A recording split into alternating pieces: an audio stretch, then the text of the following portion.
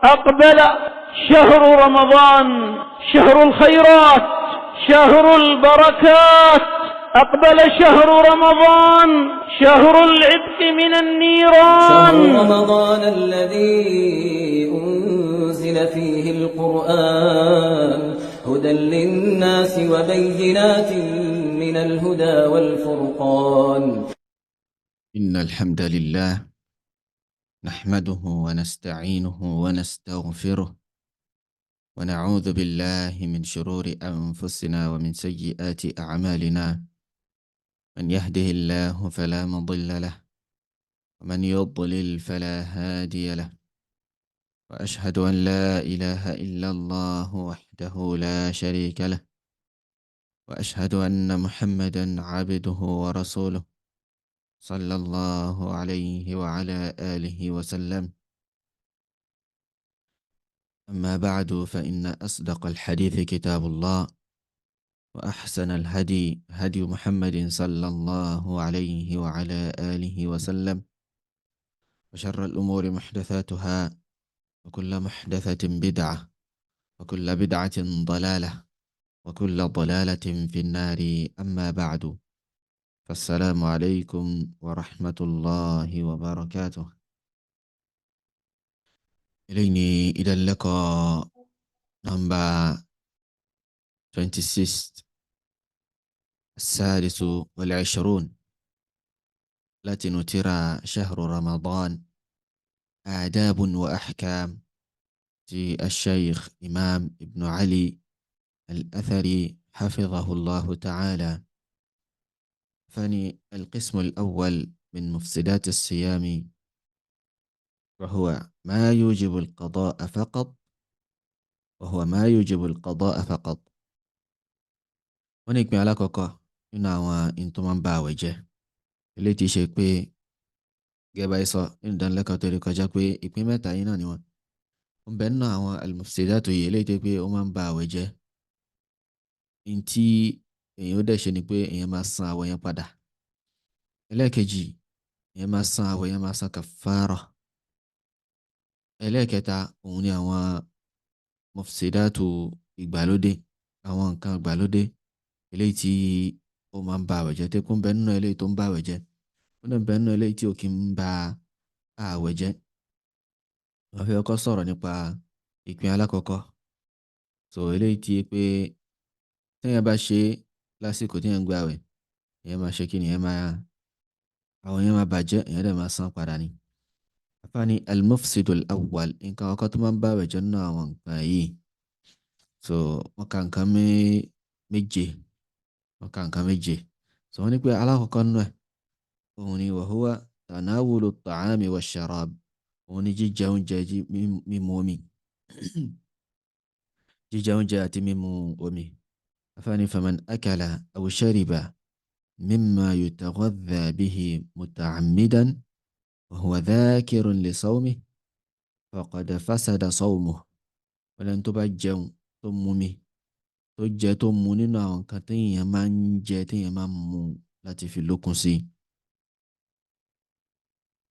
muta'ammidan, ó máa ṣe nǹkan yìí, ó máa ṣe ẹni pé kí epo gbàgbé, huwa dhakirun li sawmihi, ó sì rántí pé òun gbààwẹ̀, ó máa jẹun, wọn fọ́ọ̀sẹ̀, kò dẹ̀ gbàgbé, ó dẹ̀ mọ̀ pé nǹkan yìí máa ń ba àwẹ̀ jẹ́. faqad fasada sawmuhu, àwẹ̀ ẹ̀rọ yẹn bẹ́ẹ̀ ó ti bàjẹ́. qala Allahu ta'ala, Allahu ta'ala rẹ̀ ga sọ pé wa kulu washrabu hatta yatabayyana lakum al-khaytu al-abyadu min al-khayti al-aswadi min al-fajr thumma atimmu as-siyama ila al-layl. Allahu jalla wa ala ó ní ẹ máa jẹ ìmáàmù títí tí ọ̀yẹ́ ó fi là, títí tí alfajari ó fi yọ, tí ilẹ̀ ó fi máa mọ́. ní alfajari, lẹ́yìn náà atimmu siyama ila al-layl, tí ọ̀yẹ́ bá ti ń là, tí alfajari bá ti yọ yìí, ẹ dáwọ́ dúró, ẹ má jẹun kan mọ́. ẹ wá complete àwẹ̀ yín tí tó fi di al-layl, tó fi di àsìkò ghurubu ash-shams, tó rún fi wà. afáàní fa fi hadhihi al-aya, wọ́n bẹ nínú àyà yìí أباح الله تعالى الأكل والشرب إلى طلوع الفجر. الله جل وعلا ó ṣe jíjẹ mímu lẹ́tọ̀ọ́ títí tí alfajari ó fi yọ. ثم أمر بإتمام الصيام إلى الليل. lẹ́nu wa pàṣẹ pé kí a complete àwẹ̀ wa títí tó fi di alẹ́. wọ́n ní وهذا معناه ìtumọ̀ eléyìí ni pé ترك الأكل والشرب في هذا الوقت. dígbé jíjẹ mímu sílẹ̀ ní àsìkò yìí yẹn láàrin gbàtà alfajari bá yọ títí tí oòrùn fi wọ̀ yẹn. afáwa ni ويتعلق بتناول الطعام والشراب عدة مسائل. àwọn alámọ̀rí kan wá so papọ̀ mọ́ jíjẹ àti mímu ní ọ̀sán ààwẹ̀. المسألة الأولى هنا الطعام الذي يبقى بين الأسنان إذا ابتلعه الصائم. oúnjẹ eléyìí tí ó máa ń wà ní láàrin àwọn eyín. èèyàn ti jẹun nísìnyí, àrípẹ́ tó bá jẹun tán ó lè padà rí pé ẹran kan máa wà ní láàrin eyín mi àbí nǹkan kan wà láàrin eyín mi. eléyìí tẹ́ pé èèyàn lè má feel gan. tẹ́nìkan bá rí iná ló máa tó sọ fún kí ata máa wà láàrin eyín ẹ̀, tàbí tẹ́nìkan bá wo mìíràn lẹ́ẹ̀ máa rí pé nǹkan kan máa wà ń bì. so kí ni ìdájọ́ irú oúnjẹ tó ń há sáàrin eyín yìí? idha ibtala'ahu as-sa'imu, táláwẹ̀ bá gbé mi. so wọ́n ní pé lahu halatan, condition méjì náà ni ààwẹ̀ yìí ni tàbí ní irú nǹkan báyìí ni, irú oúnjẹ báyìí condition méjì ló wà. alhalatul ula, condition aláwọ̀kan ni pé idha jara bihi riquhu wa lam yaqdir ala ikhrajihi. tí bó ṣe wà yẹn tó bá padà rí pé ó jábọ́ sórí ahọ́n, ìtọ́ yẹn wá gbé lọ sọ́nà fún, kì í pé yẹn ò máa mà, kì í pé yẹn máa mà gbé mi, ṣùgbọ́n lásìkò tí yẹn ń gbé itọ́ mi, itọ́ gbé lọ sí ọ̀nà fún èèyàn téèyàn ò dẹ̀ ní kápá láti yọ jáde láti tú. wọ́n ní fa innahu la yufattiru bidhalik. so nǹkan yìí kò kí ń jáwọ́ èèyàn pẹ̀lú eléyìí báyìí. báyìí pé èèyàn ní agbára láti tú, ìtọ́ ló gbé lọ sí ọ̀nà ọ̀fun. so irú eléyìí kò ní báwo yẹn jẹ́. wọ́n ní li kawnihi hasala bi ghayri qasdin minhu wala ikhtiyar. nítorí pé ó ṣẹlẹ̀ láì jẹ́ pé ó gbà lérò, ìṣe pé òun ló choose láti jẹ́ pé kí nǹkan yẹn ṣẹlẹ̀ bẹ́ẹ̀. káyọ̀ mọ̀ pé ká rántí pé náà àwọn bọ́ọ̀bẹ̀tò àwọn al-mufsidatu yìí ni pé kí yẹn jẹ́ mukhtara. so yẹn máa ṣe ó wù yẹn láti ṣe. so ṣe pé bẹ́ẹ̀ ó kàn ṣẹlẹ̀ just like that. yẹ bá ìṣẹ̀lẹ̀ síwájú náà pé ẹni tí eruku ó fẹ́ sí lẹ́nu àbí eṣinṣin tó kó sí lẹ́nu tó kó sí lọ́nà fún tí ó mà. so irú ẹni bẹ́ẹ̀ àwẹ̀ rẹ̀ kò bàjẹ́. bẹ́ẹ̀ ni eléyìí náà nǹkan wà láàrin eyín rẹ̀ gbà tó tí ó fi fura mà, ìtọ́ ti gbé lọ sí ọ̀nà ọ̀fun.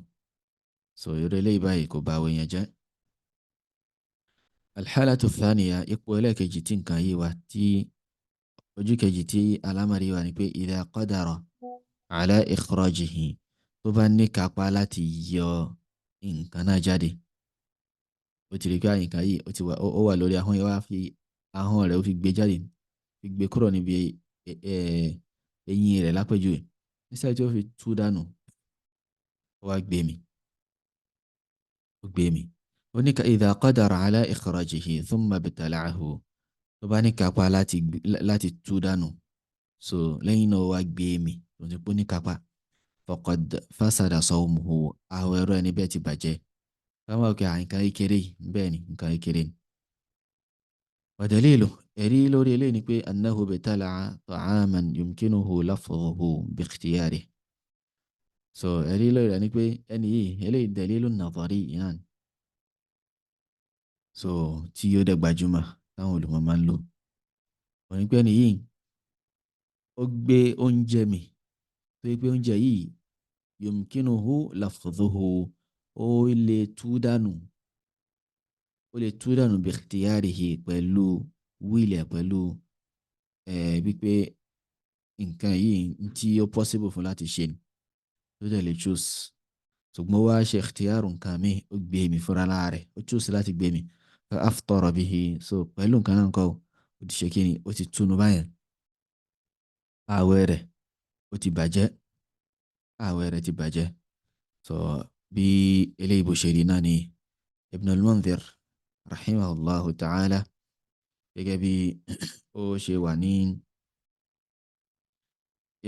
tí afáwa Ibn Hizam al-Fadli al-Ba'dani hafidhahullah wọ́n ṣe mú wá nínú tírà àwọn Ithaful Anam bi ahkami wa masail as-siyam. wọ́n ní mas'ala baqaya at-ta'am allati tusahibu ar-riq. so wọ́n fẹ́ sọ̀rọ̀ nípa àwọn àṣẹ́kùbọ̀ oúnjẹ tí ó máa ń tẹ̀lé ìtọ̀. wọ́n ní qala Ibn al-Mundhir rahimahullah, Ibn al-Mundhir alayhi rahmatullah, wọ́n ní ajma'a al-ulama'u على أنه لا شيء على الصائم فيما يبلعه مما يجري مع الريق مما بين أسنانه مما لا يقدر على رده. wọ́n ní ẹnu àwọn olùmọ́kò lórí pé kò sí nǹkan kan, kò sọ́ràn kan tí aláwẹ̀ dá ní látara àwọn nǹkan tí ó bá ń gbé mì, so tó yẹ pé ìtọ̀ rẹ̀ òun ló ṣe kí ni, òun ló gbé nǹkan yẹn rìn lọ sọ́nà fún rẹ̀. so nínú àwọn nǹkan tó wà láàrin yín aláwẹ̀ tó jẹ́ pé aláwẹ̀ ni kò ní agbára láti dá nǹkan náà padà. wọ́n ní ó sọ pé fa in qadira aw qadara ala raddihi fabtala'ahu amdan. wọ́n ní téèyàn bá wá ní agbára láti tú dànù, tó lágbára láti tú dànù, so ó wá máa gbé mì, ó máa ṣe kí ni, ó máa gbé mì. qala Abu Hanifa sọ pé la yuftir, kò lè bá àwẹ̀ rẹ̀ jẹ́. wa qala sa'irul ulama, àwọn olùmọ̀ yòókù àwọn sọ pé kí ni, yuftiru, yóò bá àwẹ̀ rẹ̀ jẹ́. Ibn al-Mundhir ni wa bihi aqulu, ntí èmi ń sọ iná ilé ń pé ọ̀rọ̀ tèmi wà lórí ẹ̀ iná ilé, ntí mo tèmi náà wà lórí ẹ̀ iná nìyí. so intaha kalamu, ibi tọrọ Ibn al-Mundhir tó parí sínú ilé. al-Shaykh Ibn Hizam wá ní pé wa ma dhahaba ilayhi Ibn al-Mundhir huwa as-sahih. eléyìí tí Ibn al-Mundhir tó sọ yìí òun ló lálàáfíà o, eléyìí tí akàfúrà nù tíra Shaykh imam yìí wọn lòun ló lálàáfíà. likawnihi ta'aman, torí pé oúnjẹ ni nǹkan yìí, nǹkan tí wọ́n gbé mi yìí oúnjẹ ni. falahu hukmuhu, ìdájọ́ oúnjẹ náà ni ó sì máa gbà. wallahu a'lam, Allahu ló ní má jùlọ. àfáàní ẹlẹ́ẹ̀kejì, al-mas'alatu thaniya, mas'ala ẹlẹ́ẹ̀kejì ni ma yadkhulu jawfa as-sa'imi bila ikhtiyarin minhu. ntí tó máa ń wọ ọ̀fun aláwẹ̀ tó jẹ́ pé aláwẹ̀ ò ní ẹ̀sà lórí nǹkan yẹn, kò ní choice àfi kí nǹkan náà wọlé ni. wọ́n ní kagubari tariq, gẹ̀bí àtẹkùn eruku ojú ọ̀nà, ní fahadha la yufattir, irú eléyìí kò kí ń ba àwẹ̀ jẹ́. wa hadha bi ijma'i ahli al-ilmi, eléyìí ní pẹ̀lú àpẹnupọ̀ àwọn olùmọ́ni, ẹ̀nà àwọn olùmọ́ kò lórí ẹ̀ pé kò kí ń ba àwẹ̀ jẹ́. wọ́n ní tanbihun, àkíyèsí wọn ni pé isti'malu ma'juni al-asnani ghayru mufattirin, ká máa lo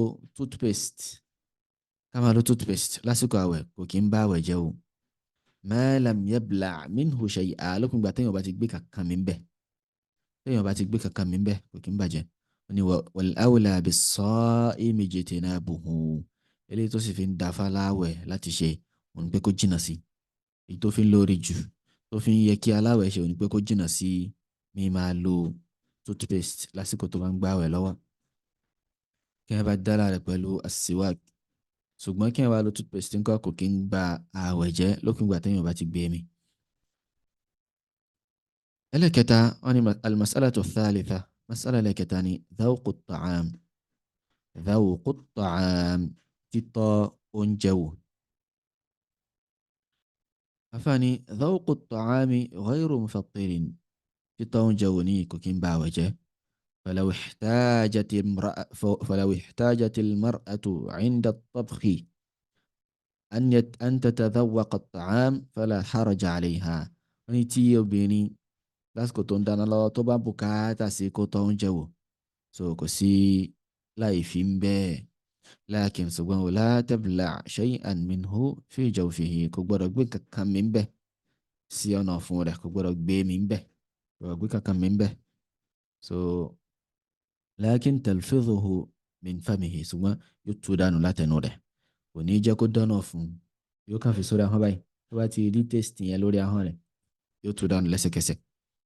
wọ́n ní wa dalilu ala annahu la haraja min dhawqi at-ta'ami lis-sa'im, ẹ̀rí lórí pé kò sí aburú níbi kí aláwẹ̀ kó tọ́ oúnjẹ wò ní pé ma fi sahih al-Bukhari an ibn Abbas radiyallahu anhuma, wọ́n ní hadith eléyìí tó wà nínú sahih al-Bukhari láti ọ̀dọ̀ ibn Abbas ìyọ́nú Allahu kan wà bọ́n àti bàbá rẹ̀. أنه قال ويقول لا بأس أن يتطعم الصائم القدر أو الشيء. kò sí aburú, kò sí láìfí níbi kí obìnrin kó tọ́ oúnjẹ wò, kó tọ́ nǹkan wò. kò sí aburú níbi kí èèyàn aláwẹ̀ kó tọ́ nǹkan wò láti fi mọ bó ni ó ṣe rí, ṣé ó ti níyọ̀ àbótẹ́, yóò mọ eléyàn lórí ahọ́n rẹ̀ láì ní gbèmí. sẹ́lẹ̀ ní mas'ala ẹlẹ́kẹta dhawqu at-ta'am, títọ́ oúnjẹ wò.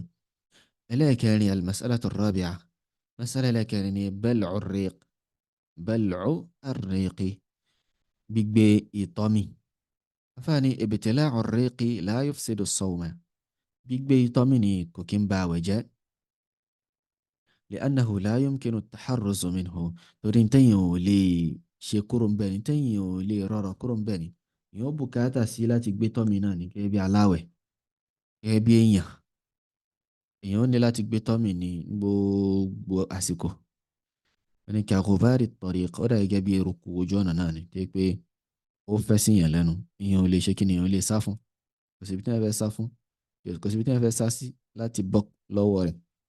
وأن قال النووي في المجموع، الإمام النووي سنترى المجموع بابتلاع الريق لا يفطر بالإجماع، gbígbé ìtọ́mì kò kí ń bá àwẹ̀ jẹ́ pẹ̀lú àpẹnupọ̀ àwọn olùmọ̀.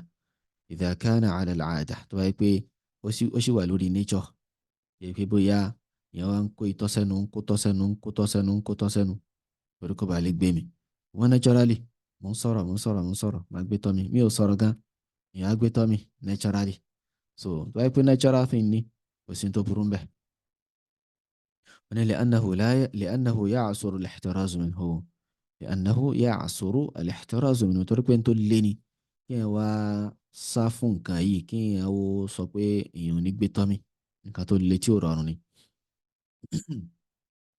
afáàní tanbihun, àkíyèsí lélẹ́yìí o, àkíyèsí wo ni òun ni pé idha bala'a riqa ghayrihi, téèyàn bá lọ gbé tọ́ ẹni tó yàtọ̀ sí mi, gbé tọ́ ẹlòmíì mi, fa innahu mufsidun lis-sawmi bil-ijma', wọ́n ní nǹkan yìí tó máa ń ba àwẹ̀ jẹ́ ni pẹ̀lú àpẹnupọ̀ àwọn olùmọ̀ náà. olùmọ̀ kò lórí pé kí ẹ gbé tọ́ ẹlòmíì mi tí ì ṣe tọ́ tari yẹn, yóò ba àwẹ̀ yẹn jẹ́.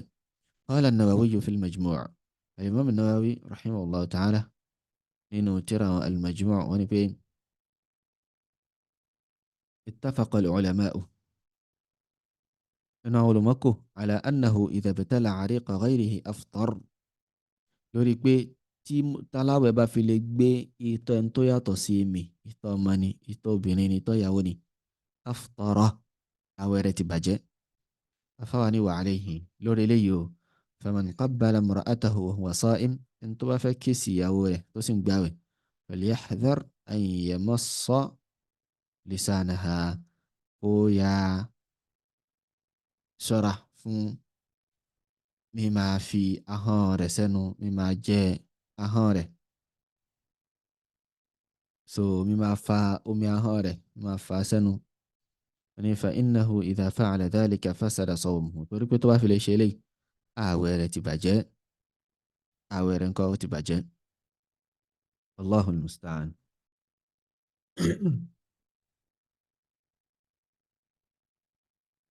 ثاني المسألة الخامسة، مسألة لكاروني ابتلاع النخامة، gbígbé kẹ̀lẹ̀bẹ̀ mì، gbígbé kẹ̀lẹ̀bẹ̀ mì. àfáàní an-nukhamatu tó ń pè ní an-nukhama hiya ma yakhruju min as-sadri oyin tó máa ń jáde láti inú gbáyà aw min al-anfi tàbí láti imú. So kẹ̀lẹ̀bẹ̀ ní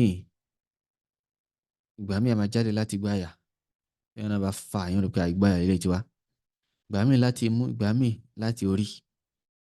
wa yuqalu laha an-nukhama wọn máa pè ní an-nukhama wa hiya al-balghamu al-ghalidh wa hiya al-balghamu al-ghalidh. òun náà ní nǹkan tó máa ń kí báyìí bí omi kìkì, bí omi eléyìí tí ó máa ń kí. وهذه النخامة يعني النخامة يخرج تارة من الصدع ní àwọn àsìkò kan ó máa ń jáde láti àyà wa taratan min ar-ra'si ó sì máa ń jáde ńgbà mí ní àti orí. fa idha wasalat ila al-fami tó bá fi wá dé ẹnu yẹn fà á tó dé ẹnu, omi nìyí ó lè má dé ẹnu tó yẹ pé yóò lọ sọ́nà fún tààrà ni, omi sì ni yóò wá sí ẹnu tó yẹ pé yẹn lè tú dànù. wọ́n ní fa idha wasala ila al-fami tó bá fi wá dé ẹnu èèyàn fa inna al-wajiba an yaqdhifaha wa la yabtali'aha eléyìí tó jọ́ràn ẹ̀ lórí yàn ni pé kí o tú dànù kó má gbé mi. fa in ta'ammada ibtila'aha tí wọ́n bá mọ̀ ọ́n má gbé mi aftara bidhalika ala as-sahih àwẹ̀ rẹ̀ ti bàjẹ́ pẹ̀lú eléyàn lélẹ́yìí tó lálàáfíà nínú ọ̀rọ̀ àwọn olùmọ̀, àwẹ̀ rẹ̀ ti bàjẹ́.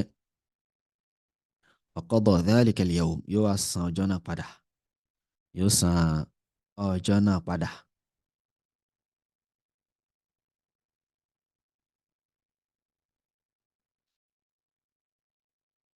قاله الشيخ ابن باز رحمه الله. أنا بي الشيخ ابن باز هون وصى رأيه.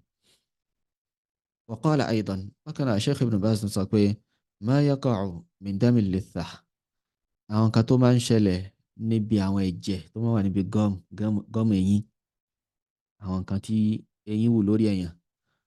ما يقع من الأسنان eléyìí tó máa ń ṣẹlẹ̀ láti ara láti bí àwọn eyín. فإذا تعرض الإنسان إلى الدم الخفيف فلا يضر الصوم. so tí ẹ̀jẹ̀ díẹ̀ tó bá jáde ní eyín èèyàn níbi àwọn gums yìí èèyàn gbé mì فلا يضر الصوم kò bà àwẹ̀ jẹ́, kò ṣe àwẹ̀ ní kíni, kò ṣe ní sùtá kankan, kò ṣe láburú kankan. afọwọ́ni tanbihun àkíyèsí òun ni pé bal'u an-nukhamati haramun ala as-sa'imi wa ghayri as-sa'im. ká gbé kẹ̀lẹ̀bẹ̀ mì haramu ni o fún ẹni tó ń gbààwẹ̀ àti ẹni tí ó gbààwẹ̀, ẹni pé ní gbogbo ìgbà ni torí pé ìdọ̀tí lélẹ̀. wọ́n ní wa dhalika li annaha mustaqdharatun torí pé ìdọ̀tí náà ni nǹkan tí ẹ̀gbin náà ni.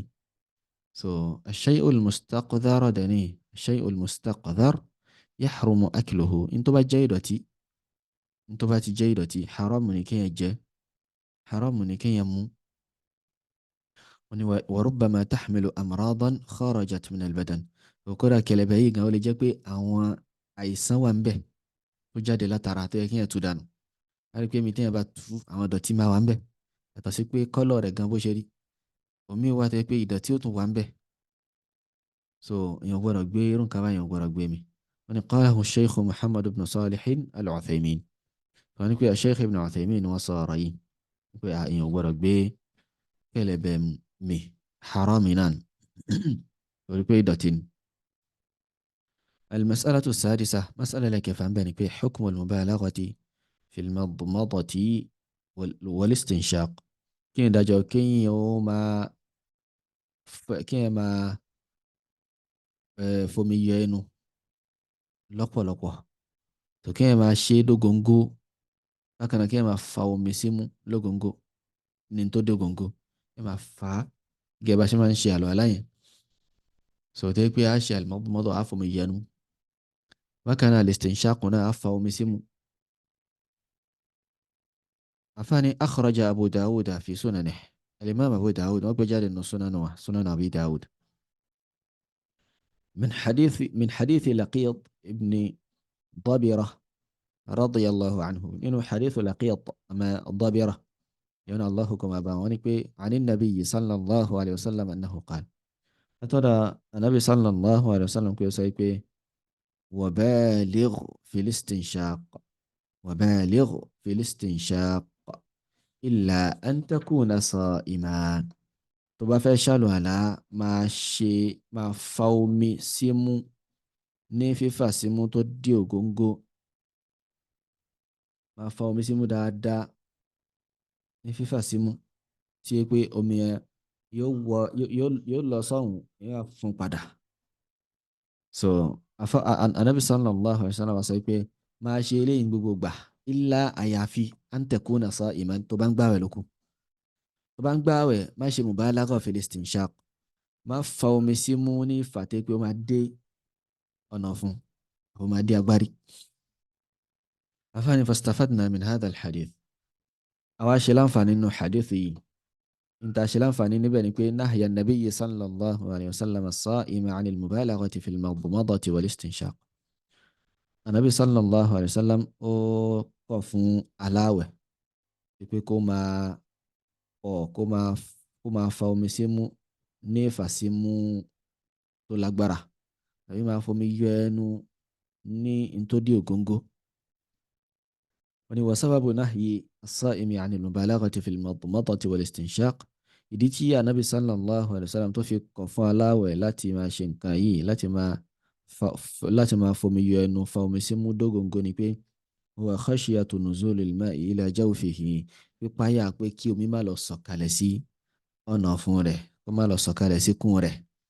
wa alayhi lórí eléyìí o falaw madmada as-sa'imu aw istanshaq, tí aláwẹ̀ tó bá ń fomi yọ ẹnu tó sì ń àbó fẹ́ fa omi símú wa balagha fi dhalik, tó wá ṣe dógóńgó tó bomi sẹ́nu tó gbó ṣùkùṣùkùṣùkù lọ́pọ̀lọpọ̀ ó ti fa omi símú dọ̀hún kó tó fún jáde. aliman amidan mukhtara, tó sì mà wípé nǹkan yìí tó ti mọ hadith yìí tó sì máa ṣe nǹkan yìí kì í pé bóyá ó gbàgbé tó sì wù kí wọ́n fọ́sẹ̀. ni fawasala shay'un min al-ma'i ila jawfi, tí kankan nù mí wá tara rẹ̀ dé ikùn rẹ̀ ó rí lọ́nà fún rẹ̀ pé omi yìí ti sọ̀kalẹ̀. fasada sawmuhu, àwẹ̀ rẹ̀ ti bàjẹ́ àwẹ̀ rẹ̀ nǹkan ó ti bàjẹ́. afáàní al-mas'alatu as-sabi'a, mas'ala ẹlẹ́ẹ̀keje ní ibi.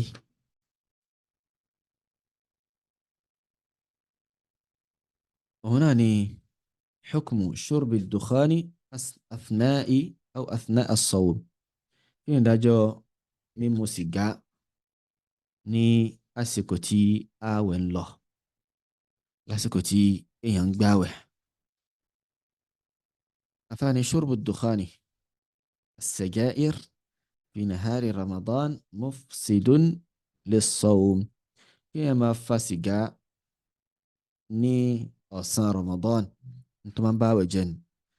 so kí yẹ sìgá lásán, gbogbo àwọn nǹkan tó jọ sìgá náà gẹ́gẹ́ bí ṣíṣà ni igbó ni àti bẹ́ẹ̀ bẹ́ẹ̀ lọ,